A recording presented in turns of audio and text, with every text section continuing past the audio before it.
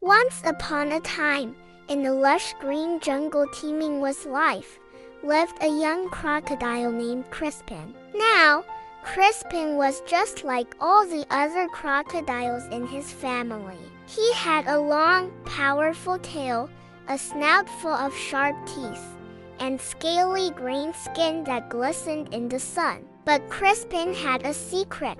A very unusual secret for a crocodile. He was terrified of water. While all his brothers and sisters would splash and play in the cool river all day long, Crispin would sit on the bank, under the shade of a big mango tree, just watching. The other young crocs would call out to him, "Crispin, come on in. The water's great." But Crispin would just shake his head and pretend to be busy with something else, like counting the leaves on a fern or watching a line of ants march by. His parents were worried. A crocodile who's afraid of water, it's just not natural. His father would grumble. His mother would try to coax him. "Just dip your toes in, dear. You'll see, there's nothing to be afraid of." But the thought of the dark, murky water and what might be lurking beneath sent shivers down his spine.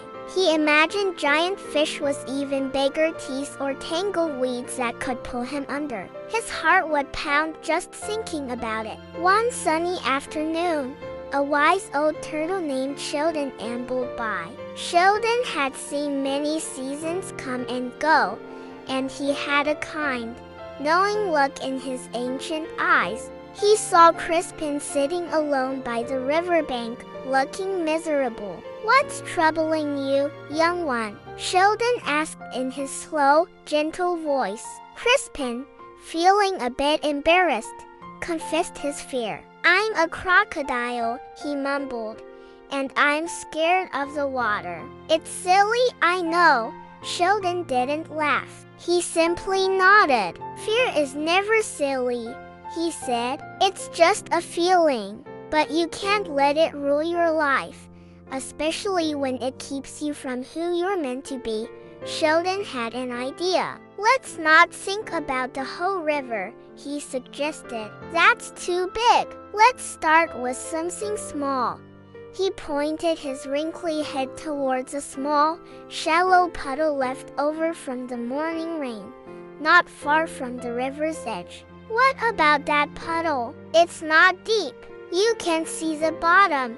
Crispin hesitated, but the puddle did look much less threatening than the vast river. He cautiously crept over to it. He sniffed it. He poked it with one claw. It was just muddy water. Taking a deep breath, he placed one foot in. It was cool and squishy. He put another foot in. He was standing in water. It only came up to his ankles, but it was a start. He even managed a tiny splash. Sheldon smiled. "See? Not so bad. Now, tomorrow, we'll find a slightly bigger puddle." And so they did. Every day, Sheldon would help Crispin find a new challenge. First, it was a puddle. Then, it was a wet, muddy bank right at the river's edge. Crispin learned to enjoy the feeling of the cool mud squishing between his toes. The next step was the very edge of the river, where the water was so shallow it barely covered his feet. He'd stand there for a while each day, getting used to the gentle current lapping at his ankles. He watched the tiny minnows darting around and realized they were more scared of him than he was of them. Finally, the big day came. Sheldon led Crispin to a calm, shallow inlet. "You're ready," the old turtle said kindly. Crispin took a deep breath, remembering all the small steps he had taken. He slid slowly into the water. It came up to his belly, and for a moment, the old fear flickered. But then he felt the water supporting him. He swished his tail, just a little, and he floated.